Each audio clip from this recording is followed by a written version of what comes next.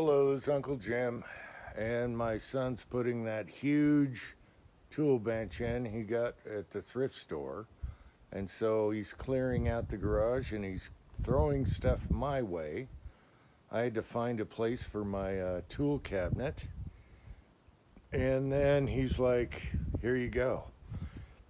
And our drill presses were sitting on this. We got this at a thrift store probably 25 years ago, and it's all made of wood and it's nice and distressed. And I thought, man, this is the perfect size for a powder coat bench.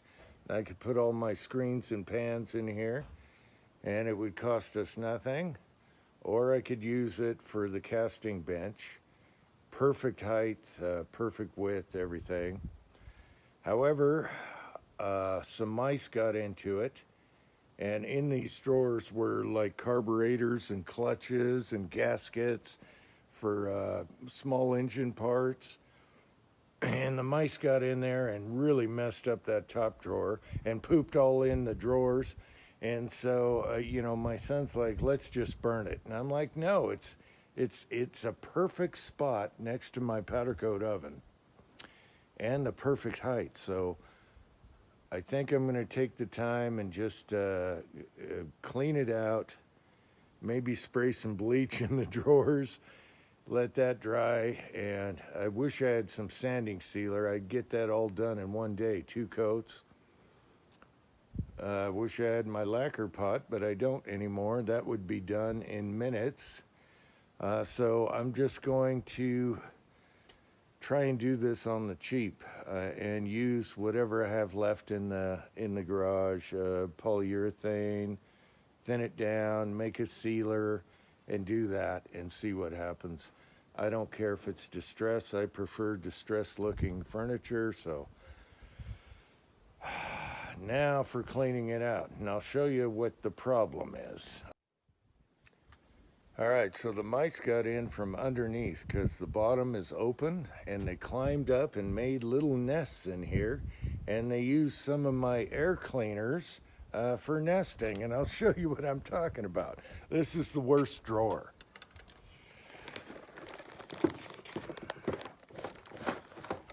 Oh my God.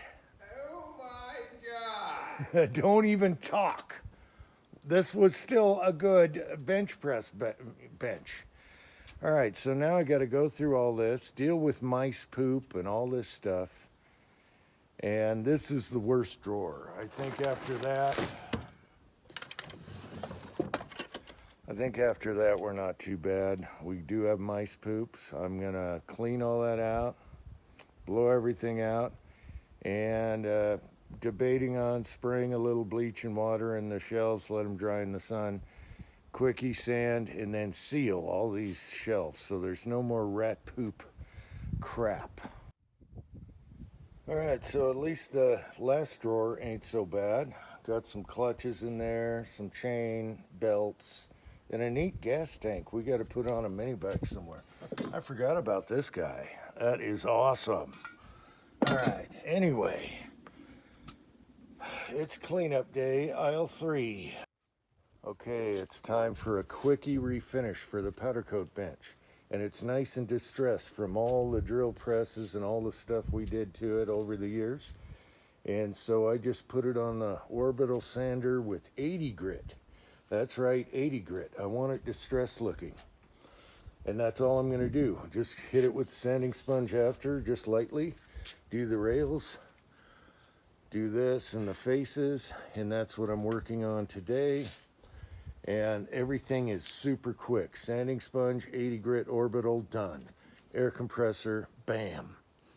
All right, and I want these little swirl marks from the 80 grit in there because that's gonna antique it and make it look distressed, all right? So in the drawers, I sprayed with bleach and water in the sun to disinfect any mouse stuff that was in there. So I think we're good to go. So today I just want to get it all prepped, blown out, and then I'm just going to hit the faces and this carcass with polyurethane stain combo to give it an antique look, and hopefully it'll turn out good.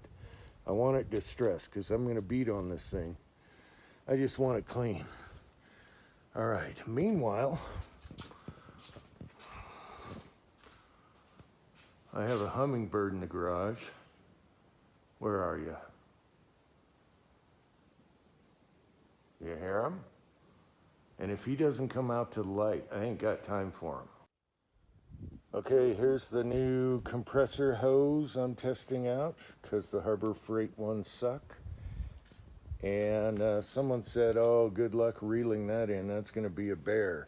No, it isn't. It's super skinny. It's made for nail guns.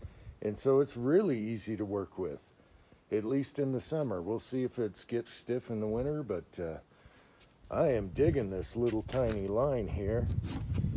And so I'm just blowing everything out with the compressor. It's nice having a big compressor right next to your door that isn't noisy, and you can crank it up and shut her off. So I'm going to blow this out, and just for today, now that everything's blown out, I'm going to hit the surfaces and the carcass with some polyurethane stain mix to give it an antique look. All right. Okay, I decided to use this. I found this in the garage.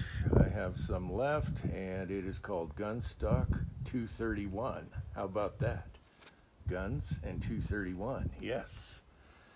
Anyway, this is just the stain, not the poly mix with the stain, which is faster because you get kind of a sealer on it. So we're gonna have to do hoops, but I think this color is gonna be better with this. So we'll just go with that.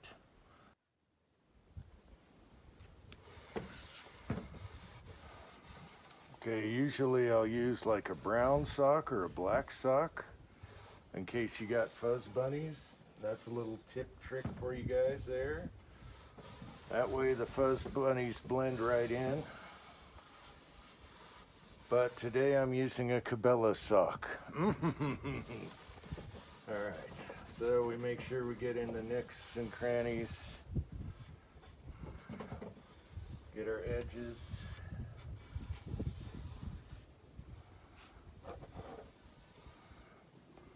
Then I like to rub it one way with the grain so you don't drag on the rag.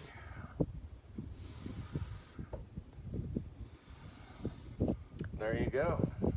Easy. All right, I'll wipe down the table with some acetone because I was too lazy to put cardboard down. But it cleans up nice. Okay, so that turned out too nice in spots. The drawers are more red. Gunstock has more red in it than I remember, but I think with clear it'll yellow up. So the top and the sides are more yellow. And the top is distressed. The rest isn't so much, so oh well. We'll see what happens when I get a couple coats of clear. Polyurethane is really durable, so I'll probably use that on the top. Something easy on the rest. All right. I'm done, and the hummingbird's still alive, which is amazing. I got my little carry flashlight here, my True Night. And I gotta wait for the garage door lights to go off, and we'll see if we can save him. He's probably half dead by now.